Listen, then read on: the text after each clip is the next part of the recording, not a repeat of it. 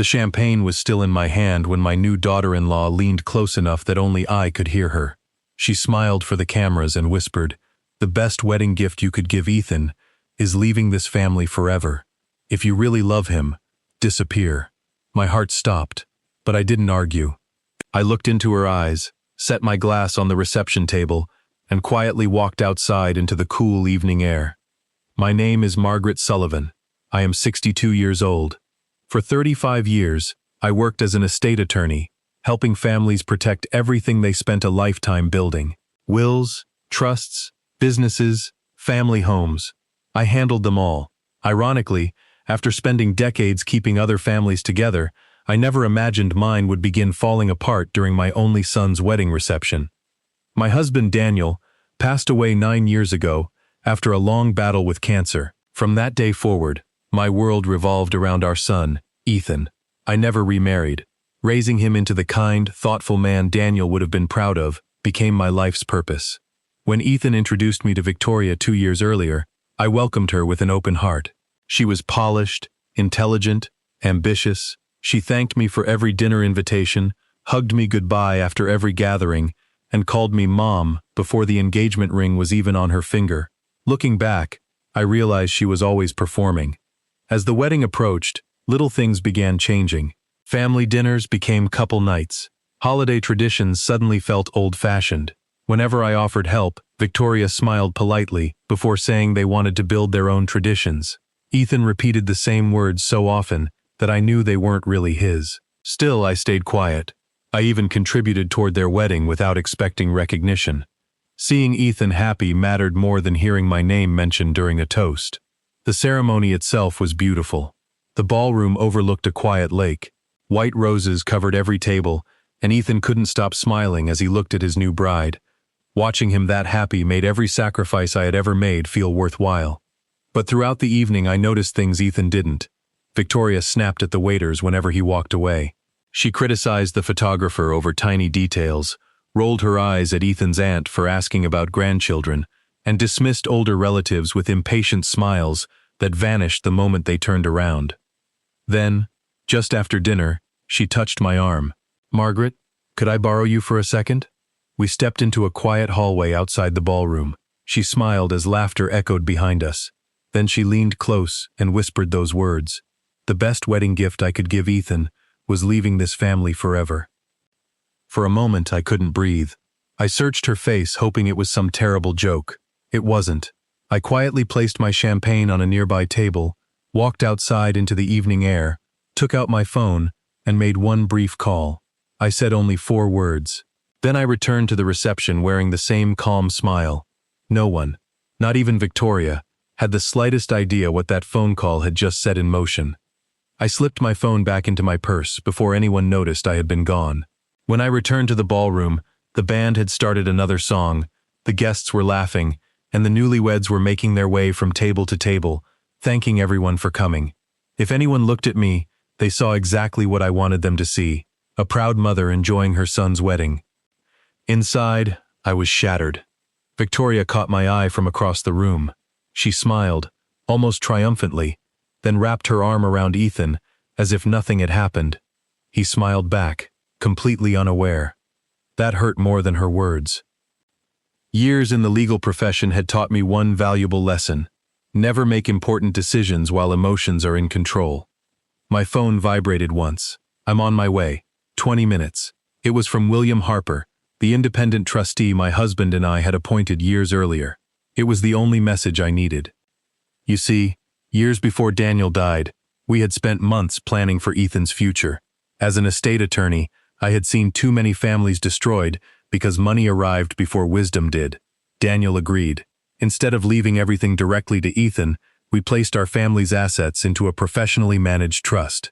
The investment properties, the lake house where Ethan grew up fishing with his father, Daniel's business shares, and several long-term investments were all protected inside that structure.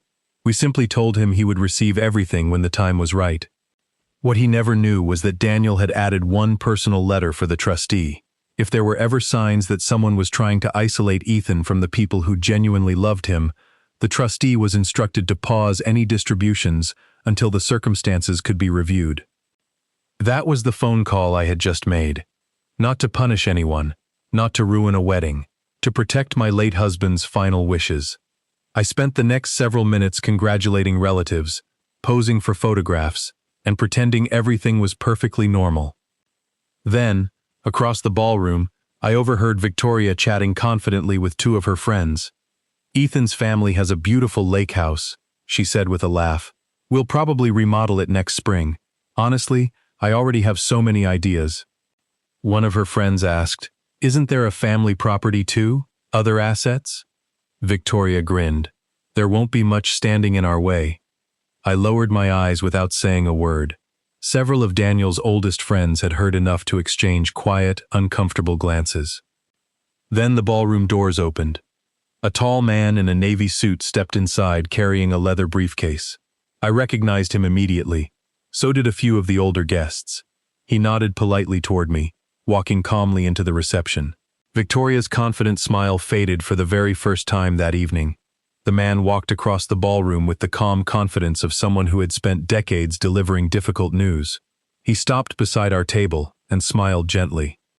"Margaret," he said, "I came as quickly as I could." Several nearby guests turned to look. Victoria forced a polite smile. "I'm sorry," she said. "Are you a family friend?" William nodded once, in a manner of speaking. Then he looked at Ethan. "I won't keep anyone long, but your mother asked me to come because I have a legal responsibility to your family's trust." Ethan frowned. "My family's trust?" I could see the confusion in his face. He had always known something existed, but Daniel and I had intentionally kept the details private until the proper time. William opened his leather briefcase, but removed only a single sealed envelope. "This letter was written by your father before he passed away," he said quietly. "He instructed me to protect your family's legacy, not simply its assets." The room had grown almost silent. William continued.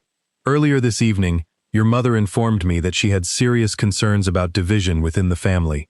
Under the trust terms, I have temporarily suspended all future distributions until those concerns can be reviewed." Victoria's expression changed instantly. "What distributions?" William remained perfectly calm. The trust was created to strengthen this family through mutual respect.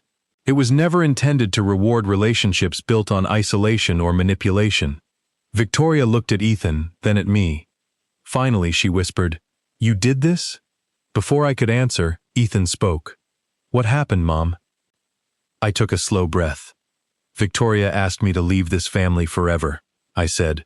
"She said it would be the best wedding gift I could give you." His face lost every trace of color. "That's not true," Victoria said quickly. Before I could respond, Ethan's Aunt Linda quietly stepped forward. I heard enough of the conversation to know Margaret isn't lying. Daniel's oldest friend nodded. So did I.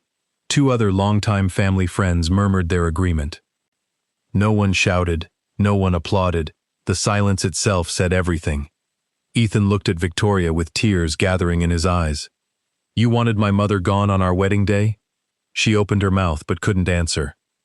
He turned toward me instead. "I'm so sorry, Mom." I hugged my son without saying a word. 6 months later, Ethan and I were rebuilding our relationship, one honest conversation at a time. He had asked Victoria to leave the family home that very night.